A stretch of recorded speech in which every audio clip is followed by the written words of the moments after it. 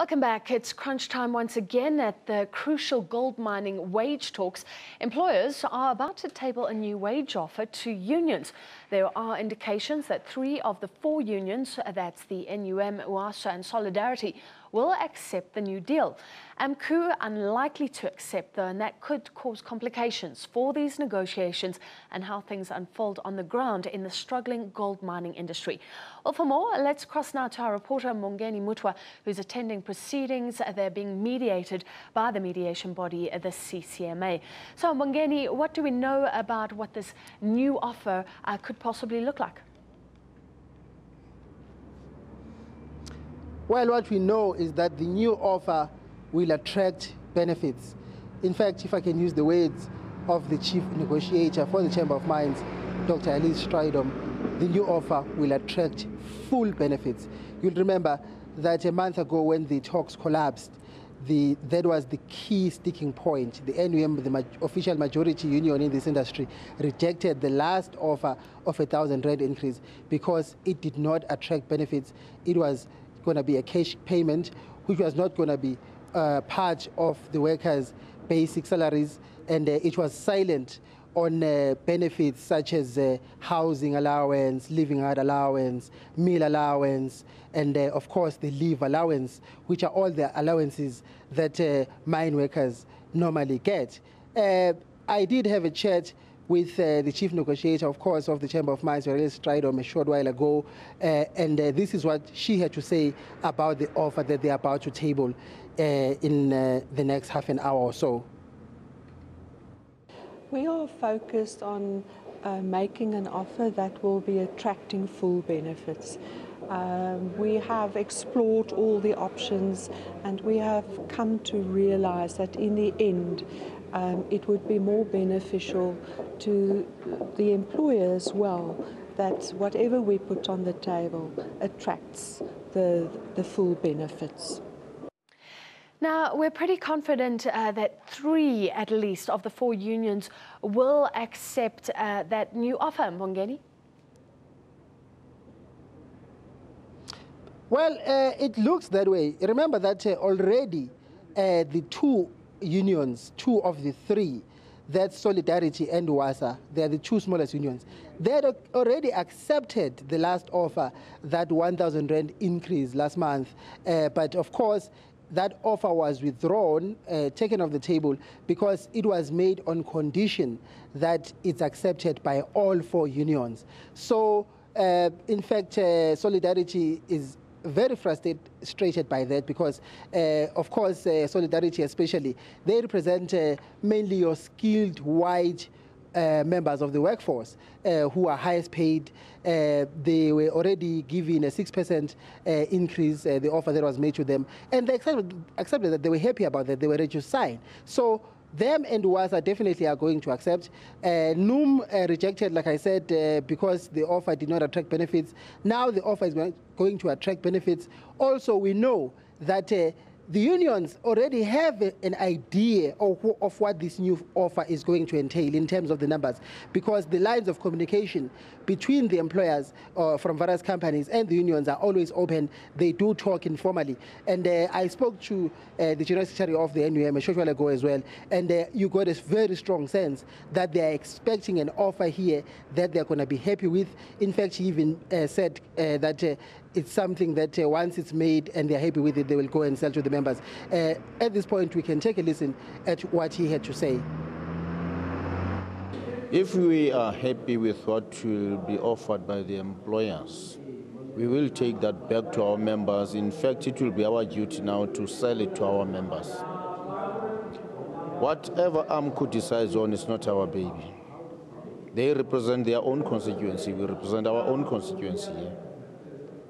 That was NUM. Mbongeni, you also spoke to Union AMCU, and it's often out of step. Why does it seem like a foregone conclusion that they will not accept? Well, coming into this process of mediation yesterday, AMCU made it clear to us that they are not going to accept anything that is not more than what was last offered, that 1,000 rand increase. They want more than that. And indications from the Chamber of Mines, from the employers, is that they simply can't afford more than the 1,000 rand that they tabled last time. So we expect that the offer that they're going to table is not going to be more than the 1,000 rands. It's probably going to be slightly less than the 1,000 rand, but of course attracting benefits. So I spoke to the lead negotiator for AMCU here, the National Treasurer, Jimmy Gama, and he told me that their position hasn't changed. And in fact, AMCU is still making noises of strike action here and there. We can take a listen at exactly what Mr. Jimmy Gama had to say. It's a decision that we need not to dwell on it right now. It's something that we need to wait and see what is going to happen.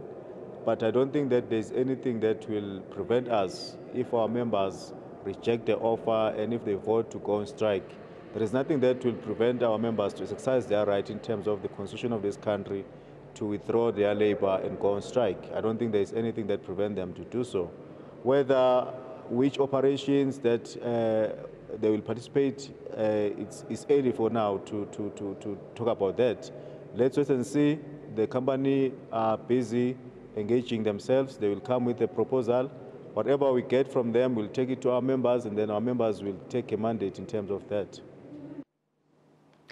Mbongeni, AMCU is not the majority across the gold sector. We have these rules about who can lead strike action, but they are talking about strike action. Just explain, if AMCU is the odd man out and doesn't accept, how does this complicate things on the ground? Well, that's where it becomes very interesting right now at two levels. One, the current situation right now actually puts the mining companies in a very tight position. It puts them in a quandary.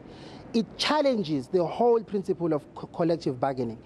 As I mentioned earlier, when the last offer was made, it was made on condition that all unions accept it.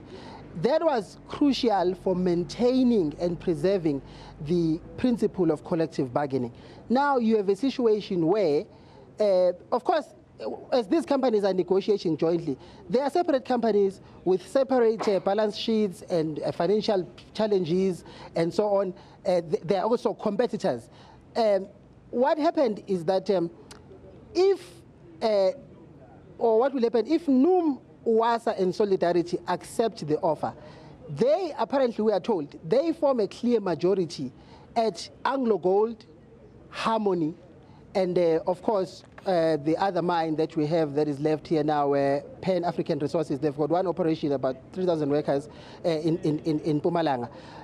So they are likely to, those companies are likely to be keen to sign with the unions that accept, knowing that because those unions, they form the majority, it means that AMCU can't strike at their operations, because if majority of the workforce accepts an agreement, it gets extended to even the minority unions that have not accepted it, and even non-unionized members.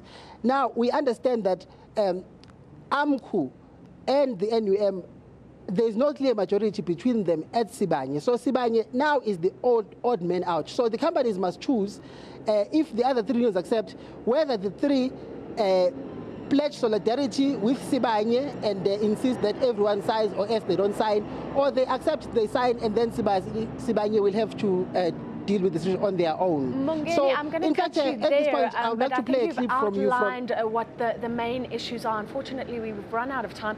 We will bring you that news as soon as that new offer rather, is tabled by the Chamber of Mines and assess the reaction of the unions.